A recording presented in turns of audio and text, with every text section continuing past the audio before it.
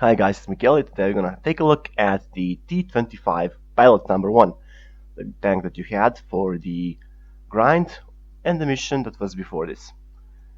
And let's say sometimes the mission was a pain in the butt. So what you get in the end is a very average medium tank with average performances. But at least it's a premium tank, so it earns more cash than a regular tank, and that's a very welcome thing. Now let's see. In the description of the video you can see where are the armor stuff that I'm gonna talk about, the gun, and so on and so on. So let's start with the armor. Hit points 1450 are decent. The numbers on the right side tells us 76 millimeters on the turret and on the hull. So front of the hull is here, on the turret is here. It tells us it's 76, but I think something else is hidden over here. Anyway, 50 millimeters on the sides and 63 on the turret all around and 38 on the rear. Let's check out the armor view first, then we can talk about the other aspects of the vehicle. So details tells us a couple of things. Sides, rear of the hull are easy to penetrate. Front of the hull is actually very much easy to penetrate as well. So tier 6 guns can kill this tank, believe it or not. But the only part that you can tank them is the gun mantlet. Use the ridges, use the gun mantlet to the enemy, and you can ricochet most of the tier 6-7 guns, and probably in some occasions a tier 8 gun. In some occasions, but those occasions are rare. Also be aware of RT. RT loves hitting these things. 90 millimeters on the top, and on the cupola is 26 millimeters, which means one hit from the RT and you are bye-bye gone. So these are the armor values of the tank. Let's take a look at the gun itself. Okay, now that we saw what was about the armor itself, let's talk about the gun. The gun stock values are here. Your average penetration is 192 with the AP rounds, your penetration with the APCR is 243, your HE shots are basically the 45 millimeters penetration, which at the tier rate, basically at 6 and up, a low number of tanks will have this value in the armor, so don't expect for you to fire HE with this kind of gun. Anyway, average damage is 240 and the HE damage is 320 if you're lucky to penetrate. Dispersion at the 100 meters is 0.36, which can give you some accuracy on the medium ranges, short ranges, but it's basically a bit problematic on the longer ranges. Also, 2-second aiming time is somehow of a problem. Well, not so much if you have some boosters on it to compensate for the long aim time for a medium tank, but 2 seconds is average to be a sniper. Average, not best, but the average it is. So, with this gun you can hit something, well, we mentioned before, using your gun mantlet, and this thing, which is, let me show you, the gun depression, minus 10 degrees. You can use ridges, hills, some kind of obstacles to go over there on the perch, like with the other mediums in the UK tree, other mediums in the USA line, other mediums in the, let's say, German line, not just the Panther but the Indian Panzer, which can do the same stuff as the pilot, go on the ridges, lower the gun, shoot the target, full back. Same as with the Japanese, which have also same problems, with the armor especially. Low number of armor, just around the gun mantlet, same story with the pilot. So we're gonna go for that and go for that kind of tactics on the enemy. Also you have 9.12 rate of fire with reload time 6.858, somewhere around the area of the Indian Panzer or the 20-pounder Centurion Mark 1, so on and so on. Also not as good as value of penetration like the Centurion 20-pounder, but at least it's close. So for a premium tank, it's actually pretty good. Mobility. First, let's start. I noticed this before. They placed this in mobility, which is, I don't know why they placed this thing. Anyway, turret rotation is 48 degrees per second, which with these kind of boosters for a bit, it gives you ability to track down the enemy light tanks or the circle strafe heavier tanks. Why I'm saying that?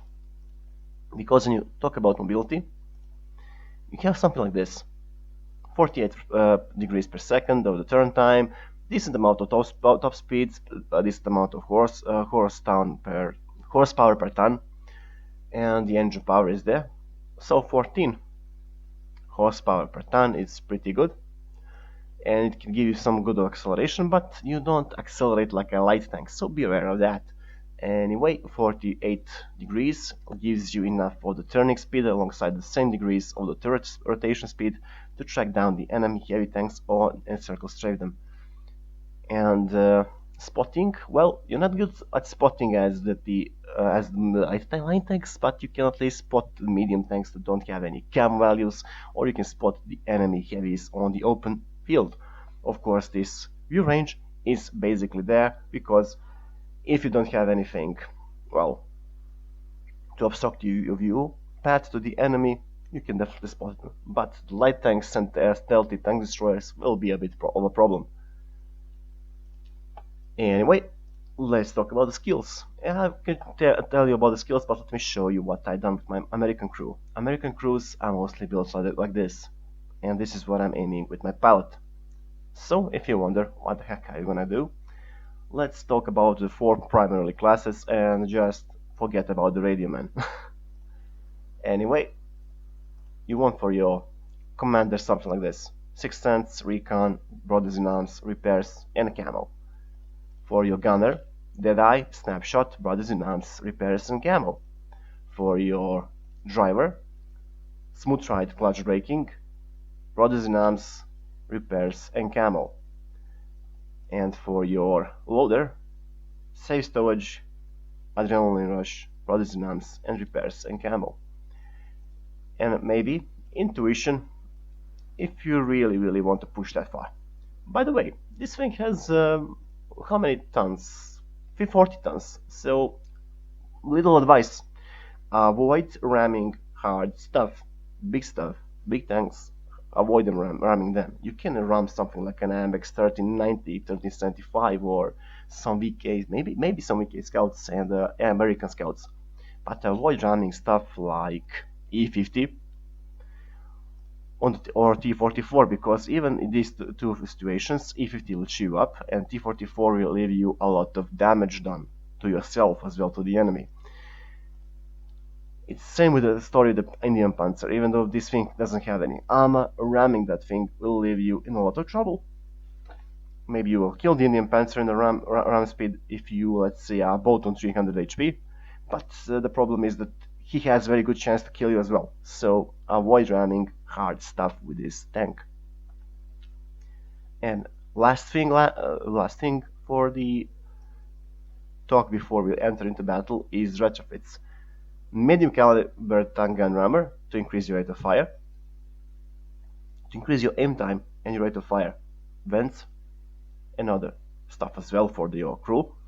And in the end, because you're gonna be a lot on the move, and basically this tank loves being on the move, basically you have to use vertical stabilizer Mark 1.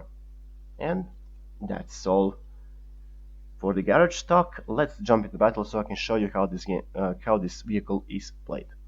And the first game in my palette is on Karelia map in defense mode.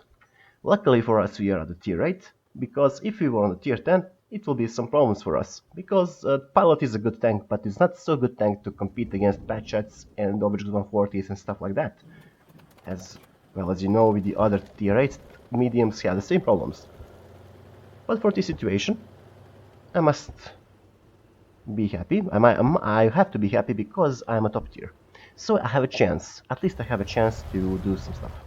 First, on this map, when you're defending, you have a couple of options. You have to secure your middle road, which is somewhere around here on the swamps. You have to secure a top one, which is the A8 corner, and you have to secure your bottom corner, which is the H and J1 and 2. So if you secure those 3 points, you basically can win easily this map. If you don't secure them, you are being threatened to be outspotted, outsniped, RT'd, and of course outplayed in the end, and lose the game. So when I see someone that is basically sacrificing one corner, is actually not doing his team a very good service. And talking about the services, there's the enemy ALC Bis, which is playing very aggressively this time, and he has spotted a few of us. Actually, all of us that are going behind me. So we have 2 tier 8s, 2 tier 6s, make that 3 tier 6 tanks. So we have a chance to hold this corner. Luckily for us, the enemy doesn't have much heavy tanks in support, but neither do we. So first shot, Mr. ELC basically snipes my commander's cupola. Nice job, even though he's on the enemy team. And the FVRT announces his presence. So because the thing has a very short range, he's not very far away, but he has a good rate of fire, so I don't want to have a taste of that again. Also, KV3 appears. F3 in our team is trying his best to do some damage to. Enemy super pushing as well. That means they have basically 2 heavy tanks, 1 medium and a light with an RT. Versus 4 of us, yeah. Yeah, it's gonna be 4 of us because the ARL is gonna lose his HP very soon. Unfortunately, he cannot go frontally against T54 Mod 1. That's a tier 6 versus tier 8 tank, even though the IRL has a very good gun. The rate of fire is just on the side, and the HP is on the side of the T54 Mod 1. As you saw right there, T54 destroys the VRL, but I'm thinking right now, should I back up the FE or should I go for the T54 Mod 1? And he goes for my Skoda instead of going for me, and he's gonna pay that very dearly. Now, I'm trying to get my cupola on him, and I miss a shot, but as you can see, I have a couple of guys backing me up. T54 Mod 1 pulls back a bit, and he tries to lure me, and unfortunately I miss. So he goes for my heavy tank number 6, which also misses on the run, and there is the KV3, which is a big problem for us. I'm suggesting this guy to pull back, but unfortunately ELC comes in to finish him off, or take a lot of his HP points, but before that we're gonna at least make sure that the enemy doesn't have any scouts or any eyes on us, so the ELC goes down. Now the enemy 54 Mod 1 knows one thing very good, and that is the Pershing tank and the pilot have the same weak spot about the Amorak stuff. So frontal right side means the Amorak is there, but luckily for us, we are in a better position and we managed to take out the 54 Mod 1. Now the enemy KV3 comes in. It will be foolish for me to charge in head on. I need for him to make a mistake. In the meantime, F3 is a pretty bad spot. He is against Super Pershing and against fully HP the Bert RT. Basically 2 guys are on him. And as you can see, at any moment now he's gonna be against 3 of them. So we're gonna risk it here a bit. First we need a mistake from the KV3. He does that. And he bounces off our gun mantlet right here. That's another shot for me. Now I have to charge him, believe it or not. I cannot stay here and try to out DPN him, because I'll be just another cannon fodder for the enemy. And this is where my luck comes in. Unfortunately I miss, but also the enemy misses while I'm full on the move. That was a snapshot from the T28 prototype. Meanwhile we managed to find enemy RT and start eliminating that guy. Of course again the enemy T28 prototype almost kills his own RT by missing me. I hit the enemy FV, he's now on the reload I think around 10 seconds, and that's enough for me to get 2 shots into him. A43 is my next target. So that's my primary goal, to get him. First shot in. A43 turns around, but he realizes that he's just outmatched, and that's one guy down.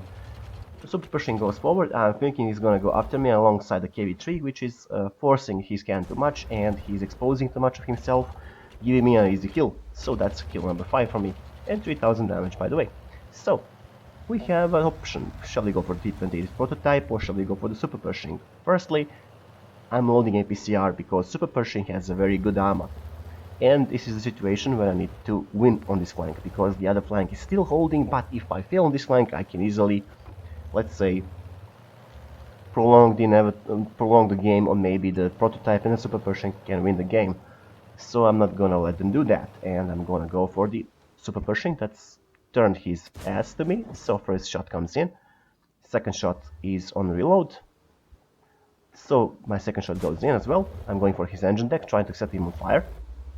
Super Pershing tracks me, and unfortunately for me, the prototype gets me almost down to 1-shot kill. And I'm lucky at this moment, I'm still in the game. got my 6th kill, but prototype, I think he's wearing his luck on his RNG at the moment. And now he's only one standing against us, and that's victory. First shot is gonna be AP round, that's not gonna hit it. So I'm thinking I should be reloading my PCR and start aiming where he was. Right there. He goes invisible, but he's still there, so that's a kill for me. Let's go check out the scores in the end. So let's see, for the first game that I had with the T25 pilot is, well, decent game. 7 kills and stuff, and the first game, Mastery Badge. So, Ace Tanker, Hand of God, Bruiser, Duelists, 5 for Effect, High Caliber, Top Gun, which I managed to get in this game. Team score says 3,776 damage done. Without any boosters on experience, I managed to get 1,422, which is not bad even if I do say so myself. Detailed report says managed to shoot 22 times, direct hits and penetrations, basically hits and penetrations are the same, 18-18. And managed to block some damage, 640. Total, 46,000 without premium account, and with the premium account with some APCR that I fired, I managed to earn 83,000 credits. Without the premium, I managed to get 5,800 experience, but with the premium I managed to get 8,746 experience, which is not bad. Not bad even if I do say so myself. Anyway, I just want to say thank you to the FV that managed to hold the enemy and buy me some time for me to flank them and to, in the end, win the game. Anyway, this was the T25 pilot. What do you think? Was the grind worth it? For the tank that we got? What do you think? Do you have any kind of experience like myself? And did you manage to get any decent games like myself? Until next time,